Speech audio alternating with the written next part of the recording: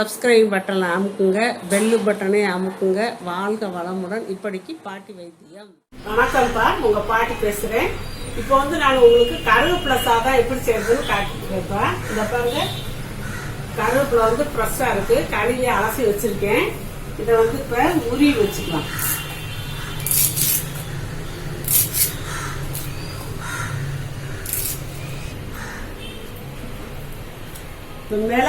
மிளகு ஒரு அரை டீஸ்பூன்ப்பா, சீரகம் அரை டீஸ்பூன் எடுத்திருக்கேன், 2 காஞ்ச மிளகா, கடலைப்பருப்பு ஒரு அரை டீஸ்பூன் வச்சிருக்கேன்ப்பா, உளுந்தம்பருப்பு இது தாளிக்கிறதுக்கு கொஞ்சம், இது மிளகு சீரகம் உளுந்தம்பருப்பை கொஞ்சம் போட்டு ஒரு அரை டீஸ்பூன் போட்டு வறுத்து எடுத்துக்கிடுவேன்.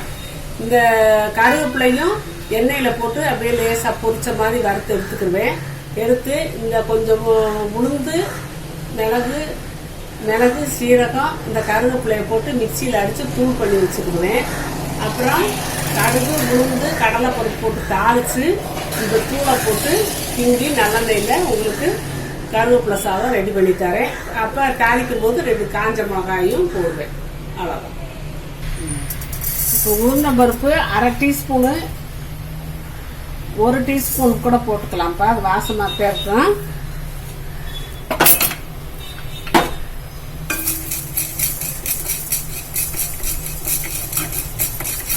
லேசா கிண்டிக்கிட்டு இந்த மிளகு சீரகத்தையும் போட்டுடலாம். போட்டு வறுத்துக்கலாம்ப்பா.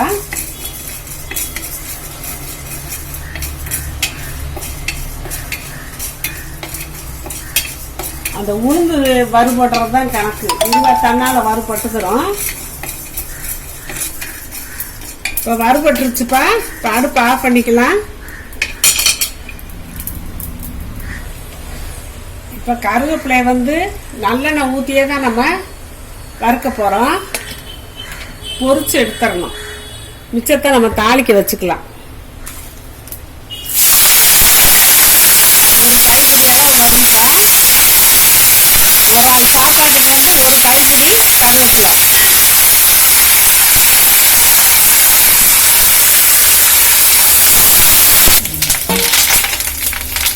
நல்லா எண்ணெயில் பொரியட்டும்ப்பா.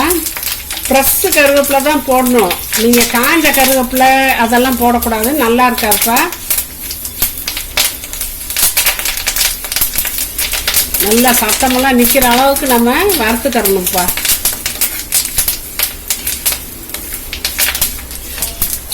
இப்போ இதை நம்ம ஒரு பாத்திரத்தில் எடுத்துக்கலாம், அடுப்பை கூட ஆஃப் பண்ணிக்கலாம்ப்பா. இப்போ மிக்சியில் இதெல்லாம் அரைக்க போகிறோம்ப்பா. உளுந்தம்பருப்பு சீரகம் மிளகு போட்டாச்சு. இந்த கருவேப்பிலையும் நல்லா காஞ்சிருச்சு, ஆறிடுச்சு. அப்போ ஆறிடுச்சு.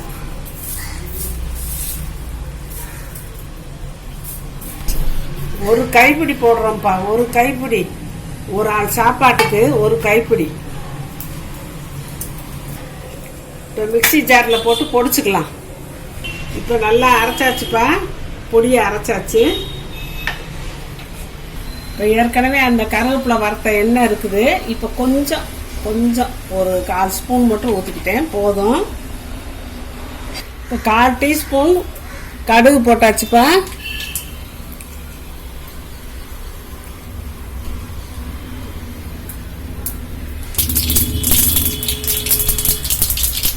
அரை டீஸ்பூனு உளுந்து போடுறேன்.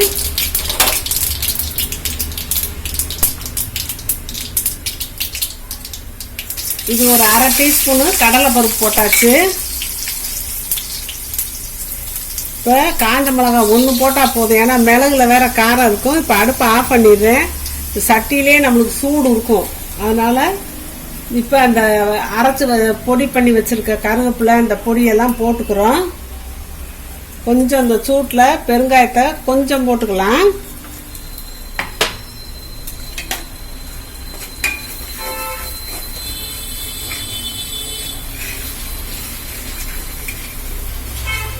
ஏன்னா லேசான சட்டினா நம்ம அடுப்பு எரிஞ்சுக்கிட்டே இருக்கணும்ப்பா. இது நல்லா ஹீட்டான சட்டி, ஹீட் கொடுத்துக்கிட்டே இருக்கும்.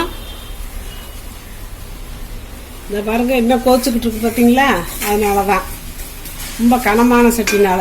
இப்போ இதில் சாதத்தை போட்டு நம்ம பொழு பொழுன்னு ஆற வச்ச சாதம். நான் வந்து சாதத்தில் உப்பு போட்டு தான்ப்பா வடிச்சிருக்கேன்.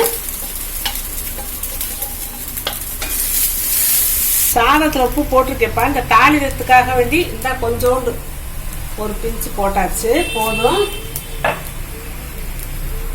இதை நல்லா பிரட்டிக்கலாம்.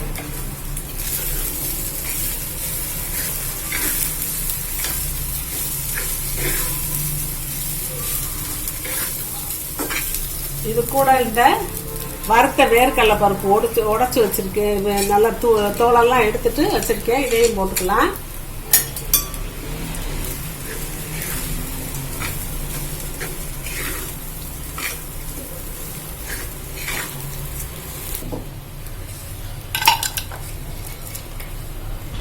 இப்போ கருவேப்பிலை சாதம் ரெடி ஆயிடுச்சுப்பா. பசங்களுக்கு லஞ்சுக்கு கொடுத்து விடலாம். நம்ம வீட்டில் ஈஸியாக செஞ்சு லஞ்சு கொடுத்துடலாம். கருவேப்பிலையில அவ்வளவு பெனிஃபிட் இருக்குது, அவ்வளவு நல்லது உடம்புக்கு. எல்லா பிரச்சனைக்கும் தலையில முடியிலேருந்து பாதை வரைக்கும் கண்ணு எல்லாத்துக்கும், அந்த உடம்புக்கு தோலுக்கு எல்லாத்துக்கும் கருவேப்பிலை நல்லது. இது வாரம் ஒரு 2 தடவை நம்ம கருவேப்பிலை சாதமோ கருவேப்பிலை தோசையோ அந்த மாதிரி எல்லாம் செஞ்சு அந்த கருவேப்பிலையை எப்படியாவது நம்ம உடம்புல சேர்த்தா இரும்பு சத்து வேற இருக்குது. இல்லை நல்ல ரத்தத்தோட இந்த செவப்பணுக்கெல்லாம் ஹீமோகுளோபின்லாம் கூடும். அதனால நீங்க கூட மாட இப்படி கருவேப்பிலை சாதமும் செஞ்சு சாப்பிட்டுக்கோங்க.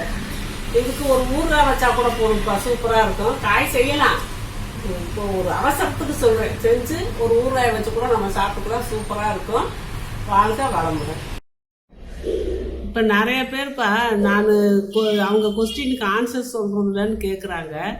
சொல்லிக்கிட்டு தான் இருக்கேன். நான் அதுக்குன்னு சொல்லி பார்வையாளர்கள் கேள்வி பதில் நான் போட்டிருக்கேன். அதை பார்த்துக்கோங்கப்பா. அதை பார்த்தீங்கன்னா உங்களுக்கு தெரியும். நான் வரிசையாக கேள்வி பதில் போட்டுக்கிட்டே இருக்கேன். அதில் போட்டு பார்த்தீங்கன்னா நீங்கள் கேட்ட கேள்விக்கெல்லாம் நான் பதில் சொல்லிடுறேன்ப்பா. அதை கட்டாயம் நீங்கள் பார்த்து தெரிஞ்சுக்கோங்க. சப்ஸ்கிரைப் பட்டனை அமுக்குங்க, பெல்லு பட்டனை அமுக்குங்க. வாழ்க வளமுடன். இப்படிக்கு பாட்டி வைத்தியம்.